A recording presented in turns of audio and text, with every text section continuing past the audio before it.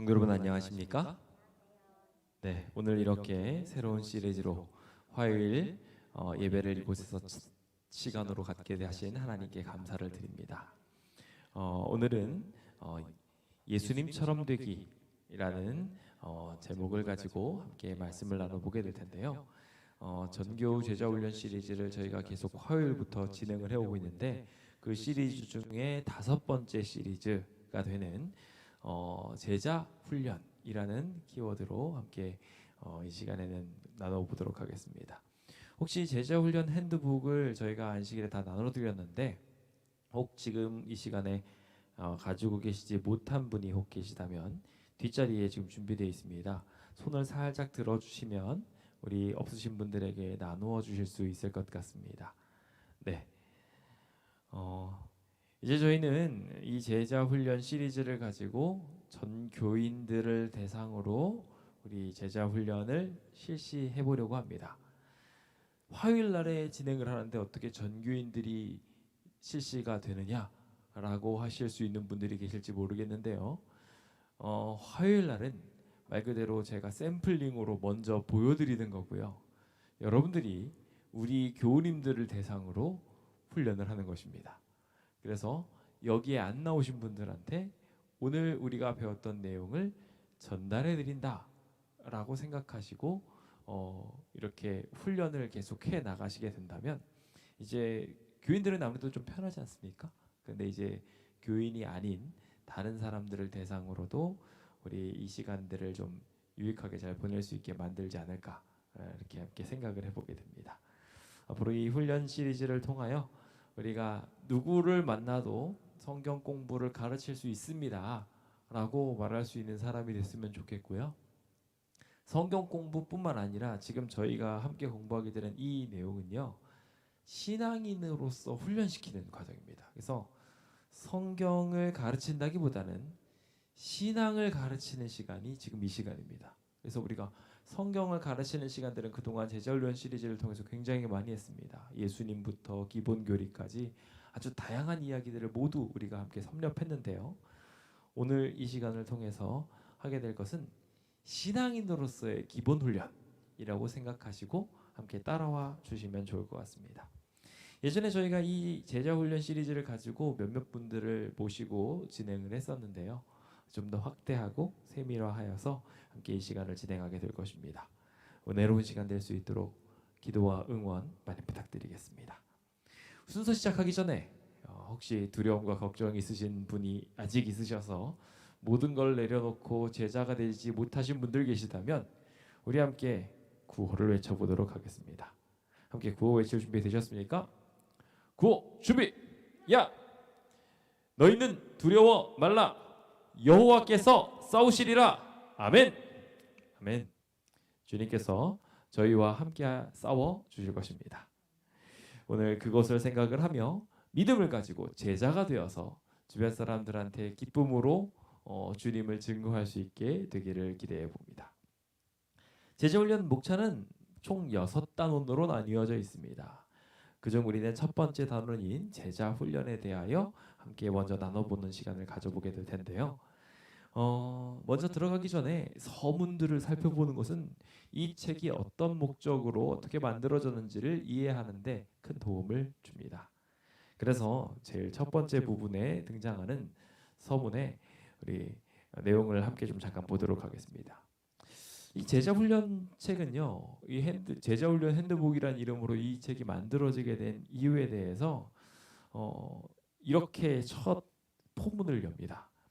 실제적이고 본질적인 성격의 이 제자훈련 핸드북은 새신자뿐 아니라 누구에게 더 큰 유익이 될까요?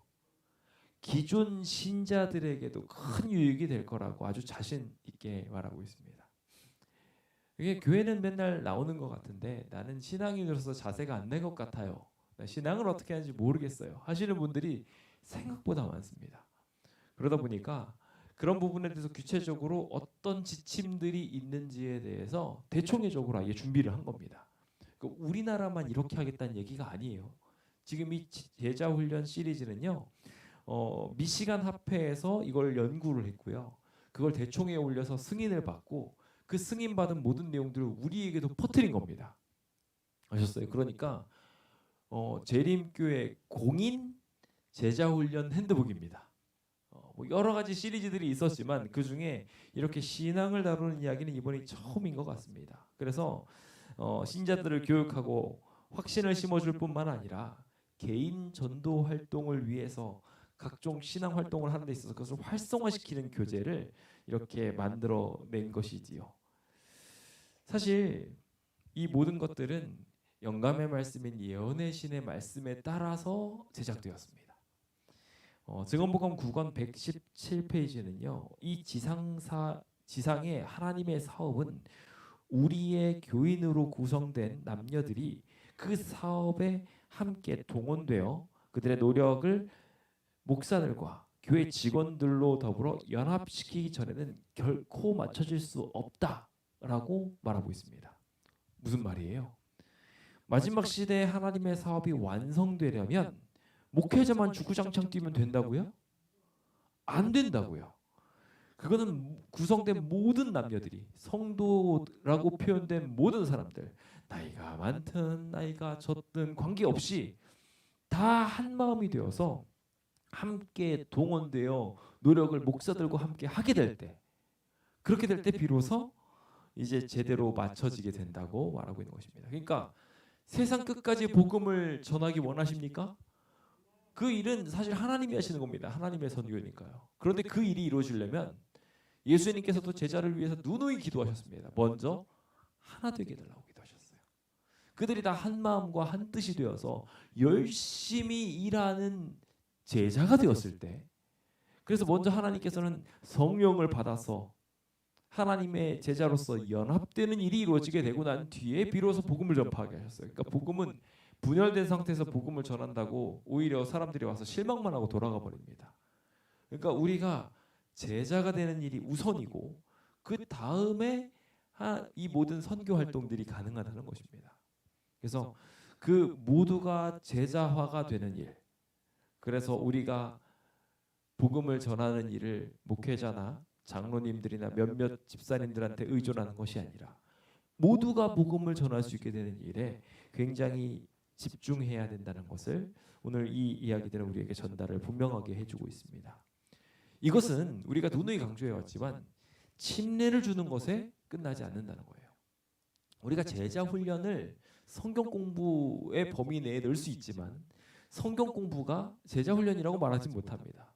왜냐하면은 우리가 자연스럽게 공부를 가르치는 과정 속에 그냥 제자를 키우는 게 아니라 성경만 가르칠 수 있기 때문에 그렇습니다. 제자라는 게 뭡니까? 제자는 말 그대로 학생과는 좀 다릅니다. 학생은 그냥 가르쳐서 배우는, 선생님과 좀 약간 거리가 있는, 그냥 배우는 사람을 칭하는, 지칭하는 것이라면 제자는요, 스승이라는 키워드랑 연결이 됩니다. 그래서 이 사람의 삶을 다 따라가는 사람이에요. 그게 제자입니다. 그러다 보니까 교회는 학생을 삼으라고 하지 않았어요. 제자를 삼으라고 했어요. 그러니까 성경 공부를 가르칠 때도 그냥 성경을 가르치는 게 아니라 신앙을 가르치는 과정이 필요한 것입니다. 그런 의미에서 우리는 이 제자훈련이라는 책자를 지금 공부하고 있는 것이며 그 전략을 집대성시킨 책자가 이 제자훈련 핸드북인 것이죠. 그래서 우리가 이 진정한 제자훈련이라는 키워드를 가지고 함께 열심히 말씀을 좀 나누어 볼 필요가 있는 것 같습니다. 그래서 진정한 제자훈련이란 단지 어떤 교과 과정을 가르치거나 이수하는 것을 돕는 것이 아닙니다. 그러니까 이 책을 공부하면서도 똑같이 그렇게 되면 안 됩니다. 이 책을 다 하나하나 단계를 해가지고 이수했다. 이게 목표가 아니에요. 목표는 뭐냐? 예수를 따르는 삶이 무엇인지를 자신의 삶을 통해 뭐 해주며? 보여주며 자신이 경험한 복음의 능력을 그도 어떻게 하도록? 경험하도록 그것을 도와주는 것이 제자훈련이라는 거예요. 그러니까 제자훈련은 성경 공부를 막 지식을 때려박아 주는 게 아니라 그것을 맛보게 해주는 겁니다. 제가 요즘 성전을 조금 보살펴 보겠다고 이것저것 하다 보니까 우리 성도님들이 와가지고 같이 도와주시는 것을 경험합니다. 네, 제가 막 하면서 저도 막 하는 과정 중에 즐겁고 행복하더라고요. 막 몸도 피곤하고 살도 막 6kg에서 7kg 가까이가 빠졌습니다. 그런데 밥을 먹는 거를 잊어버릴 정도로 그게 필요하지 않을 정도로 저절로 하나님께서 모든 것들을 채워주시는 것을 경험합니다. 거기에다가 뭘 덧대는 게 싫을 정도로 하나님께서 그렇게 복을 주시는데, 그런 기쁨과 즐거움을 진행하는 과정 속에 다른 분들이 함께 참여하는 가운데 그분도 같이 즐거워하는 걸 보게 돼요. 같이 보람을 느끼고 나도 좋다 하면서 막 이렇게 행복해하는 모습을 보면서 굉장히 보람을 느끼게 되거든요. 주님을 위해서 일하는 것을 경험해 보게 하는 것, 그게 바로 제자 훈련의 핵심인 겁니다. 그래서 나만 신앙으로 기뻐하는 것이 아니라 남도 기뻐하는 것. 그러려면 먼저 누가 먼저 기뻐해야 될까요? 내가 먼저 기뻐해야 돼요. 본인이 기쁘고 행복해야 돼요. 그거를 다른 사람한테 똑같이 나눠주는 겁니다. 그래서 해보니까 너무 좋더라, 나와봐 라고 하면서 요한복음 1장 39절에 나온 와보라 전도법이 이루어지는 것이 이 책자의 가장 큰 핵심이라는 것입니다. 그래서 그 하나님께서 주신 귀한 열매들을 생각하면서 자연스럽게 준비하고 파종하고 경작하고 추수하고 보존이라는 키워드로 이렇게 가게 될 때, 우리가 그냥 다른 사람들한테 준비하는 것만 보여주는 것이 아니라, 가서 복음만 전도지 뿌리는 것으로 끝나는 게 아니라, 그 사람들을 막 친교하는 데서 끝나는 게 아니라, 그들을 데리고 와서 침례 주는 것에서 끝나는 게 아니라, 침례 주는 것에서 끝났다고 생각하시는 분들이 되게 많습니다만 아니라는 거예요. 그 사람이 보존될 수 있도록 우리가 기도하고 또 기도해야 될 것입니다. 저희는 제가 여기 있는 동안 지난 10년간 전도를 열심히 진행을 해왔습니다. 지금 이 시간, 이 화요일 시간에 제가 여기 있는 동안 침례를 주신 분이 단 한 분도 지금 화요일 이 시간에 안 나와 계십니다. 그런 의미에서 제 10년이 다시 좀 정산되어야 되겠다는 생각을 하게 됩니다. 침례를 드렸던 분도 중에 단 한 사람도 여기에 지금 제자로서 화요일 시간에 훈련을 받겠다고 나와서 앉아 계신 분이 없다는 것은 저에게 큰 충격이자 동시에 큰 도전입니다. 이제 앞으로 그런 제자를 만들고자 합니다. 그나마 참 다행인 것은 제가 침례 준 사람 중에 딱 한 사람이 나와 있다는 것을 지금 발견하게 됩니다. 저희 아들입니다. 유일하게 성공했습니다. 그리고 그 아이가 지금 커서 이렇게 지금 방송을 하는 걸 도와주고 있습니다. 작게나마 주님을 위해 봉사할 수 있도록 만들어주는 일들을 할 수 있어서 기쁩니다. 하나님께서 그렇게 이끌어주신 것에 대해 감사드리며, 그게 제가 앞으로도 해야 할 가장 중요한 사역이라고 생각이 듭니다. 그래서 가장 중요한 사역, 하나님을 최우선으로 하는 모습을 제가 보여주고, 저희 아이들도 그 어떤 것보다도 하나님을 최우선으로 여기도록 만들어주는 일, 그 일을 앞으로도 열심히 해봐서, 저희 아이들이 요즘 저도 자신할 수 없고 모든 목회자들이 자신할 수 없는데, 시간이 지나면 신앙을 떠나버리는 아이들이 너무 많더라고요. 목회자 자녀인데도. 그거 하지 않을 수 있도록 저도 기도하면서 열심히 보존하도록 노력을 하겠습니다. 우리 성도님들이 혹 직접적으로 간접적으로 복음을 전하셨던 이들 중에 영혼이 혹 떠나 있는 이가 있다면 이 화요일 시간에 초청해 보시고, 아니면 화요일에 못 오신다면 본인이 직접 가셔서 그들을 제자 훈련시켜 보시면서 주님의 말씀을 같이 맛볼 수 있는, 함께 느낄 수 있는 제자로서 함께 그들도 주님 안에 보존되게 기도해 주시면 좋을 것 같습니다. 특히 이 책자는요, 지속적인 성장이 필요한 이유를 아주 많이 강조하고 있습니다. 성장을 멈추면 그 사람은 죽은 겁니다. 우리는 침례를 받아서 신앙을 계속해서 이어가고 있습니다. 여러분들의 신앙은 성장하고 있습니까? 아니면 퇴보하고 있습니까? 성장해야 됩니다. 성장하려면 어떻게 될까요? 지금 이미 뭐 배울 거 다 배운 것 같고 할 거 다 한 것 같은데, 그런데 성장하려면 뭐 해야 될까요? 제가 다성고등학교에 있으면서 딱 배운 건 그거였어요. 제가 말씀 향기를 여러 번 공부했었습니다. 근데 그 당시에 말씀 향기를 아이들 교재로 삼았었어요. 그래서 그 말씀 향기를 아이들한테 가르쳤는데 정말 신기한 거는 저희가 저희 아이들에게 가르치면 가르칠수록 더 깊어지더라는 거예요. 이해가 깊어지고 제 신앙이 깊어지게 됩니다. 가르침은 지속적인 성장에 굉장히 중요한 키워드입니다. 그래서 이것을 계속해서 반복하고 훈련하는 일들이 여러분들의 생활 속에서 이루어져야 됩니다. 누구한테 먼저 반복해야 될까요? 가족들, 식구들한테, 친구들, 편한 사람들. 만약에 가족들이 너무 힘들면 친구들이라도 붙잡고 교회인들이라도 붙잡고 여기 안 나왔는데 이거 못했다고 생각하시는 분 지금 쫙 한번 훑어보세요. 이 자리에 비어 계신 분 누가 계신가? 그래서 이거 안 들으신 분한테 가가지고 하는 거예요. 그 일들이 오늘 이 자리에 계신 성도님들에게 꼭 있으셨으면 좋겠습니다. 이제 그 일들을 하나하나 해보기 위해 그 말씀 속으로 여러분들을 초청해 봅니다. 제자훈련 핸드북으로 총 6가지 단원을 지금부터 함께 공부하게 될 텐데 그 6단원의 제목들을 집에 가셔서 하나씩 쫙 살펴보시면 이 책이 굉장히 도움이 된다는 것을 보게 될 거예요. 1단원은 제자훈련이 무엇인지에 대해서 이야기하는 시간으로 한 장으로 구성되어 있습니다. 너무 간단합니다.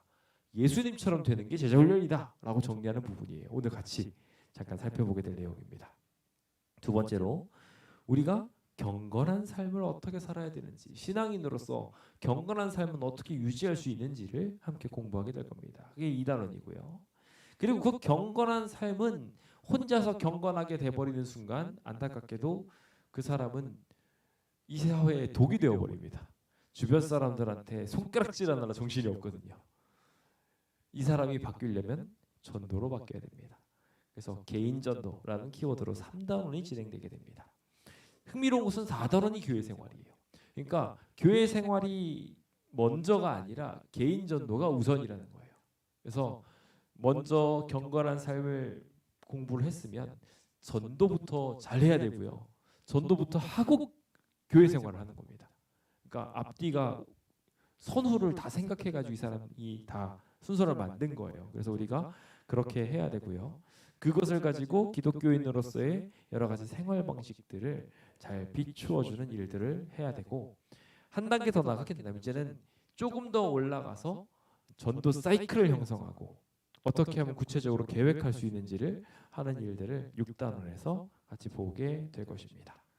우리는 그 첫 시간은 우리가 너무나 잘 알고 있는 예수님처럼 되는 것을 제자훈련의 목표임을 확인하는 그런 시간을 가져보려고 합니다. 여러분들은 이 세상에서 어떤 목표를 세우면서 살아가고 계십니까? 우리의 삶의 목표는 뭔가요? 내 집 마련? 내 집 마련. 이미 이루신 분들도 계실지 모르겠습니다만 많은 사람들이 목표로 두시는 분들이 있습니다. 저는 아직까지도 장돌뱅이 신세로서 내 집 마련을 못한 사람입니다. 내 집 마련 목표가 될 수 있을지는 모르겠어요. 근데 그게 평생의 목표가 되기엔 좀 부족함이 있습니다. 이 땅에서 뭐 그렇다면 뭐 건강하게 오래 살다가 평안하게 죽기? 이것도 뭐 좋은 목표일지 모르겠습니다만은 역시 마찬가지로 한계가 있습니다. 가족들 행복하게 하기 참 좋은 것 같지만 가족들의 행복을 만들려고 하는 일들조차도 우리에게는 분명한 소원으로 만들어지기에는 뭔가 문제가 있는 것들을 여러모로 발견하게 됩니다. 평생의 목표. 저는 그 평생의 목표를 예수님처럼 되기라고 다시 한번 소개해드리고 싶습니다. 이것은 이 땅에서만 이룰 목표가 아니라 하늘나라 가서도 계속해서 목표해야 될 목표입니다. 영원한 목표, 영원한 성장 동력이 되시는 우리 예수님께 감사를 올려드려 봅니다.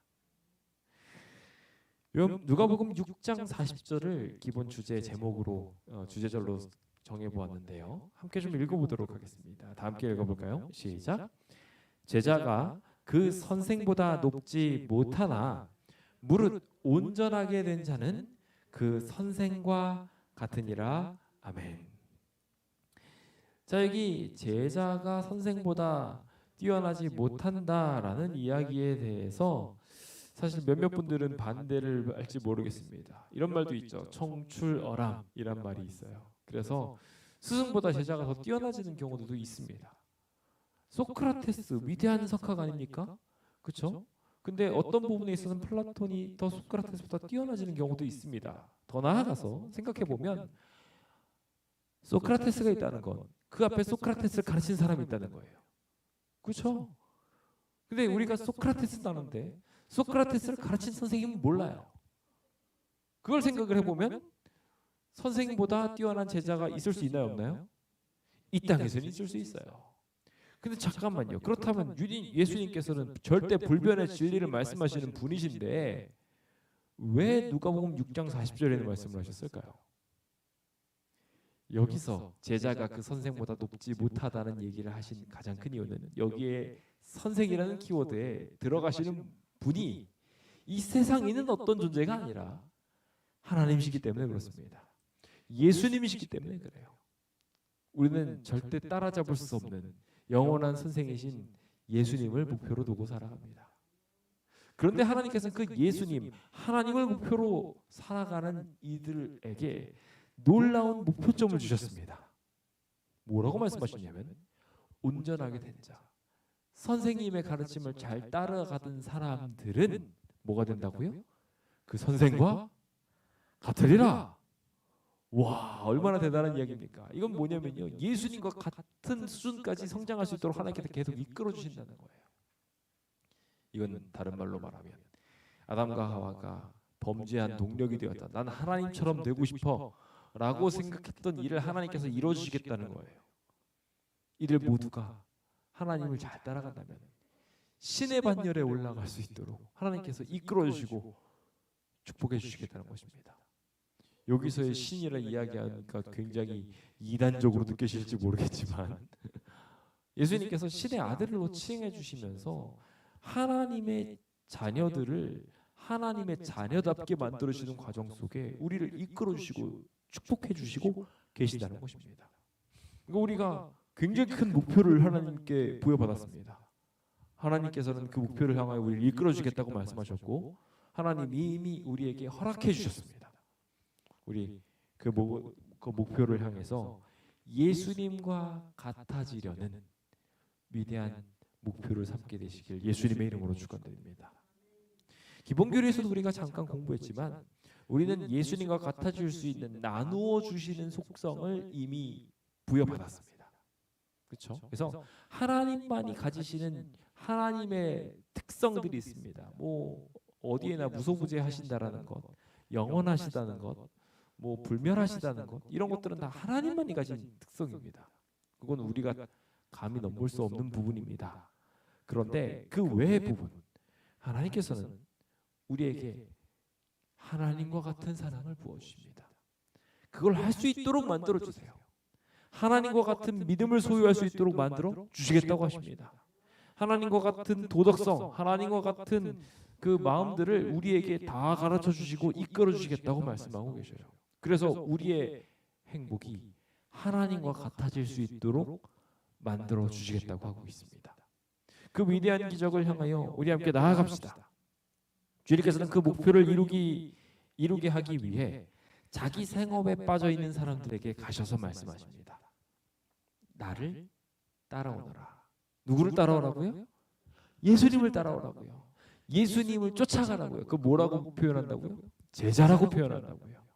예수님의 제자로 쫓아가는 사람을 주님께서는 그 전까지는 물고기나 낚는 사람이었는데 누구를 낚는 사람을 만들어 주세요? 사람을 낚는 어부가 되게 하시겠다고 말씀해 주셨어요. 사람을 낚으시겠습니까? 물고기를 낚으시겠습니까? 사람이 가치가 있습니까? 물고기가 가치가 있습니까? 당연히 사람이 가치가 있습니다. 그러니까 더 이상 이 베드로나 요한과 같은 사람들은 그물이 필요 없었던 거예요. 그래서 사람을 잡는데 그물로 잡는 게 아니니까 그거를 버려두고 예수님을 쫓아갈 수 있게 되었던 것입니다. 많은 사람들이 이 일의 경중을 모르고 살아가는 경우들이 많습니다. 그래서 돈을 벌기 위해 사람을 포기하는, 뭔가 거꾸로 된 거죠. 돈이 중요하냐 사람이 중요하냐면 당연히 사람이 더 중요하다고 해야 되는데 돈이 더 중요한 방향으로 흘러가기 쉬워요. 명예가 중요하냐 사람이 중요하냐? 그럼 명예가 중요하다고 할 수 있을까요? 아니에요. 사람이 그래도 더 중요합니다. 안식일이 중요하냐 사람이 중요하냐라고 이야기했을 때 주님께서 뭐라고 이야기하셨어요? 사람이 중요하다고 이야기하셨어요. 하나님이 내려주신 신성한 명령인데 그 신성한 명령에 뭐가 더 중요하다고요? 사람이 더 중요하다고 하셨어요. 그러니까 우리가 안식일 날에 교회를 열심히 오는데 오다가 사람을 상처 주게 되면 그거는 다 실패한 겁니다. 저도 그런 실수를 많이 합니다. 그래서 계속해서 우리가 되뇌어야 될 말이 있습니다. 예수님처럼 됩시다. 우리가 그 목표를 향하여 함께 나아가 봅시다. 자, 그러면 이제 처음에 있는 이 두 가지 이야기를 한꺼번에 뭉쳐 봅시다. 예수님처럼 되기와 그것의 대가를 함께 공부하는 것입니다. 첫 번째, 예수님처럼 되려면 어떻게 해야 할까요? 일단 기본적으로 주님께서는 내 가르침을 따르라고 이야기가 아니라 나를 따르라고 주님께서 말씀하셨어요. 그러니까 우리가 앞뒤 관계를 명확하게 알아야 돼요. 성경을 따라가는 게 아니라 예수님을 따라가는 거예요. 물론 성경이 예수님이시지만 우리가 그 목표를 예수님의 가르침을 따라간다라고 착각하면 안 된다는 거예요. 그러다 보니까 많은 사람들이 실수하는 것 중에 하나가 교회에서 말하는 가르침 또한 예수님의 가르침이라고 오해하는 거예요. 성경에서 잘못된 가르침을 주지는 않습니다. 그런데 성경을 해석하는 교회는 실수할 수 있어요. 그러니까 그 교회의 잘못된 가르침을 따라가느라 예수님을 놓치는 거예요. 이해되시나요?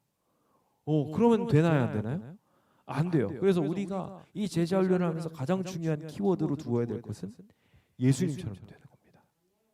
그래서 우리가 그동안 성경의 중요성들을 막 이야기하면서 안식일 가르치고 뭐하고 막 그러면서 막 성경의 진리들을 잔뜩 배웠습니다. 머릿속에 그거 가득 차진 상태에서 가가지고 당신 안식일 안 지켰어 하고 째려보고 있으면은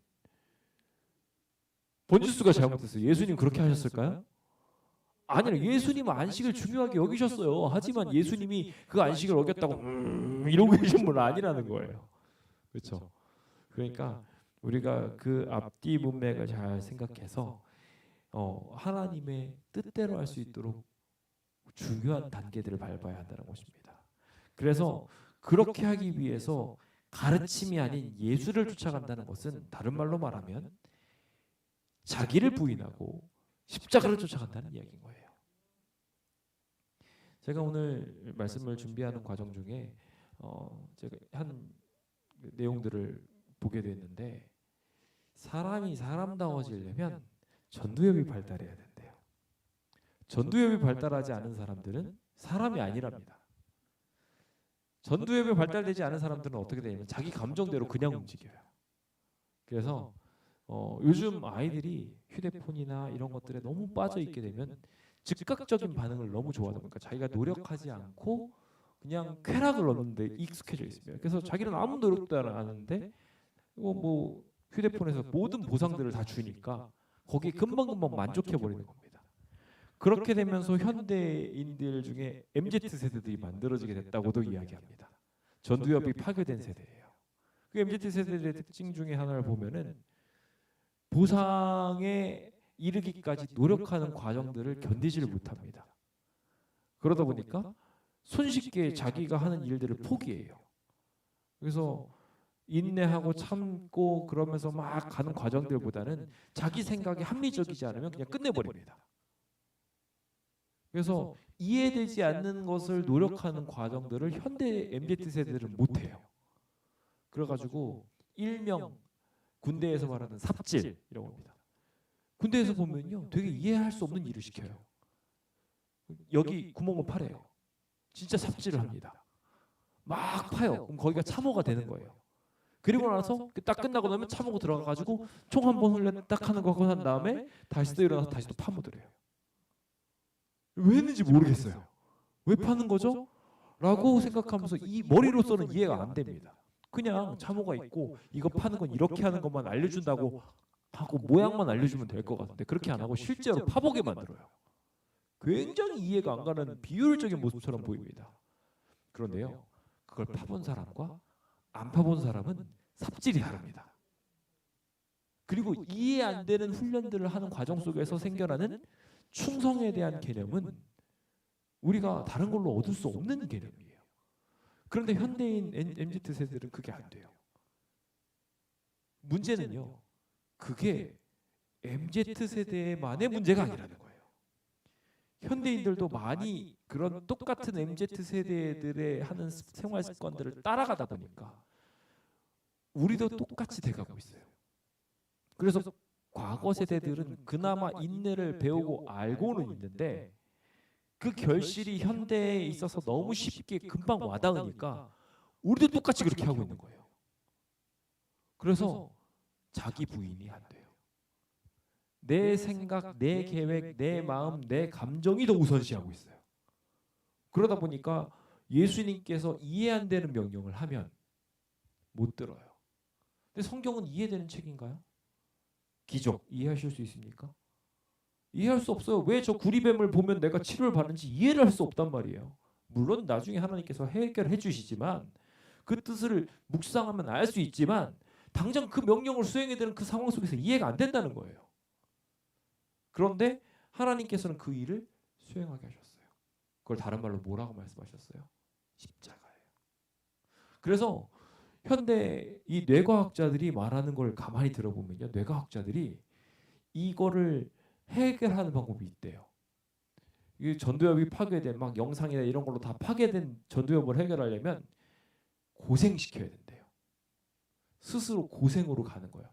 그래서 고생을 하고 힘들게 하는 거, 막 달리기를 한다거나 아침마다 일어나서 운동을 시켜가지고 자신이 뭔가 힘든 일들을 자꾸 하는 겁니다. 그래서 그 힘든 일들을 통해 가지고 하면 전두엽이 발달한대요. 그래서 우리가 일명 철들었다는 표현을 하잖아요. 그 철든 사람들이 왜 철드나요? 대체적으로 보면 고생을 직사게 하고 나면 그 다음에 철들어요. 고생이 사람의 눈을 띄우는 거예요.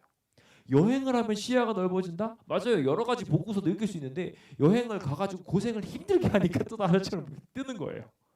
자기가 편했던 환경에서 바뀌어져서 새로운 시선을 보면서 눈이 뜨는 거예요. 그런데 요즘 사람들이 그냥 가가지고 휴양이라는 이름 아래 가가지고 샥 편안하게 즐기다가 오면요, 띄어지나요? 안 띄어져요. 그 사람들은 그냥 이곳이 있구나 알고 온 거예요. 전혀 철들지 않고 돌아옵니다. 그러니까 우리는 이 제자 훈련을 하면서 그 대가를 분명하게 알아야 돼요. 내가 주님을 닮아가기 위해서는 뭐 해야 된다? 십자가를 져야 된다. 그래서 십자가를 지고 쫓아오지 않는 사람들은 내 제자라 제자가 아니다? 제자가 아니다. 심지어 누가복음 14장에는요. 모든 소유를 버리지 않는 사람은 내 제자가 능히 제자가 될 수 없다고 말씀하셨어요. 그러니까 이게 진짜 재물을 다 갖다 버리라는 얘기가 아니에요. 그러니까 이걸 버릴 수 있을 정도로 자기를 부인한 사람. 그래서 이 전두엽이 제대로 발달해서 하나님 명령을 딱 하면 이거 다 버리고 따라와 라고 이야기하면 제자들처럼 다 버리고 따라갈 수 있는 사람. 그런 사람이 되어야 된다는 것입니다. 근데 그런 사람이 왜 되어야 되냐고 생각하시는 분들 계실지 몰라요. 욜로족들처럼 지금을 즐기면 되지 왜 이걸 하고 있느냐라고 생각하는 분들에게 이건 뭐 다른 방법이 없어요. 예수님의 사랑이 얼마나 좋은지를 알면 이게 가능해요. 예수님의 사랑이 좋다, 극히 값진 지주다라고 생각이 되면 모든 거 다 버리고 주님 따라가는 게 가능합니다. 근데 주님의 사랑을 모르면 이거 맨날 얘기해도 왜 해야 돼? 지금 내가 이 제자 훈련하는 거 왜 해야 돼로 끝난다는 거예요. 주님은 우리를 향해서 주님의 사랑을 보여주십니다. 그 사랑을 맛보게 되면 그 사랑이 우리를 강권하여 하나님의 일을 하게 만듭니다. 그래서 우리가 재림 청년 표요 중에 하나가 그거잖아요. 청년들이 다들 막 이것저것에 빠져서 살아가고 있을 때 그 표를 딱 정하게 한 게 뭐냐면 그리스도의 사랑이 누구를 강권한다고요? 우리를 강권한다고요. 주님의 사랑이 지금 성도님들을 사랑한다고 말하며 사랑의 관계로 초청하고 계십니다. 우리 모두 그 귀한 사랑의 백성이 되어서 이 예수님의 말씀을 쫓아가는 것이 너무나 좋아서 베드로도 다른 사람들 다 떠나갈 때 주님의 말씀이 예수님이 여기인데 내가 어딜 떠나겠습니까? 라고 이야기하며 다른 사람들이 다 떠나버릴 때에도 난 예수님이 너무 좋아요 라고 이야기하며 모든 것을 버리고 예수님을 쫓았던 선택을 분명하게 고백했던 것처럼, 심지어 박해를 받는다 할지라도 지식과 전투를 다 잃어버리고 어머니와 부모까지도 망가지고 가족이 파괴된다 할지라도 누가 더 좋아요? 누가 더 좋아야 돼요? 예수님이 좋아야 돼요? 남편이 더 좋아야 돼요? 남편은 별로 안 좋으신가 보죠? 예수님이 좋아야 돼요? 자식들이 더 좋아야 돼요? 아, 이제는 좀 뭐 이야기하기 싫으셔요? 예수님이 더 좋으셔야 돼요? 소돔과 고모라에서 그 여인인 부인이 돌아 누웠던 거는요, 기록되어 있지만 남겨둔 자식들, 예, 재물도 있지만 뭐 이것 여러 것도 있지만 자식들도 포함되어 있었어요. 남겨둔 자식들 보고서 돌렸던 거예요. 그래서 소금기둥이 됐어요. 우리도 똑같습니다. 예수님보다도 자식을 더 사랑하게 되는 순간 우리는 멸망으로 갈 수 있어요. 그러므로 주님의 사랑을 제대로 바라보고 주님의 사랑이 제대로 고정되면 우리는 자식 사랑도 제대로 할 수 있다는 것을 기억하시고 예수님을 닮아가는 비결 쫓아갑시다. 그 비결은 앞으로 이제 우리가 공부하게 될 두 가지입니다. 아주 간단해요. 첫 번째는 성령입니다. 뭐라고요? 따라하십시오. 성령을 따라가자. 그렇습니다. 성령 하나님을 쫓아가서 살아가는 것, 육신의 생각 버리고 하나님을 쫓아가는 것, 그것이 첫 번째. 두 번째는 뭐라고요? 성경에 둘러싸인 사람이 되어야 되는 거예요. 그래서 따라하십시오. 성경을 열심히 읽자. 맞습니다. 성경 말씀을 열심히 읽는 것, 오늘 우리가 가져야 될 두 번째 목표입니다. 예수님처럼 되는 방법 두 가지 말씀드렸습니다. 뭐라고요? 첫 번째는 성령을 따라가라. 두 번째는 뭐 하라고요? 성경을 열심히 읽어라.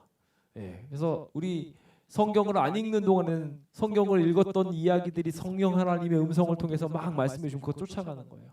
기분 나빠 죽겠지만 예수님의 마음을 듣고 그것을 사랑으로 표현하는 것. 그리고 말씀을 열심히 잘 보고 싶지, 그러니까 내가 너무 힘들지만 너무 바쁘지만 성경 말씀을 열심히 읽는 것. 이게 예수님을 닮아가는 제자훈련의 기초라는 것입니다. 그렇게 예수님을 닮아가며 삶 속에 비춰주신 예수님을 쫓아갈 수 있는 주의 백성들 되시길 예수님의 이름으로 축원드립니다. 이제 실질적인 적용으로 8가지를 제안해 드립니다. 이 8가지는 이제 여러분들이 실제로 경험해 보셔야 되는 것입니다. 여러분들이 이것을 맛보아야지 주변 사람들한테 전달해 줄 수 있습니다. 기도, 성경 연구, 가족 예배, 안식일에 학교와 예배에 참석하는 것, 주간에 하고 있는 기도회나 성경 연구 모임에 참여하는 것, 정기적인 전도 활동을 하고 교회 사역에 참여하는 일들, 이 총 8가지 사역들을 목록으로 삼으시고, 우리 여러분들이 책자도 있잖아요. 보면서 내가 잘 못하는 거 있으면 체크하시고 더 열심히 이번엔 해보겠다 하고 다음 한 주까지 훈련해보고 오셨으면 좋겠습니다. 오늘 그렇게 실천하는 신앙, 예수님을 쫓아가는 신앙 함께 하게 되는 귀한 시간 되시길 간절히 바라면서 오늘 모든 말씀 마치도록 하겠습니다. 감사합니다.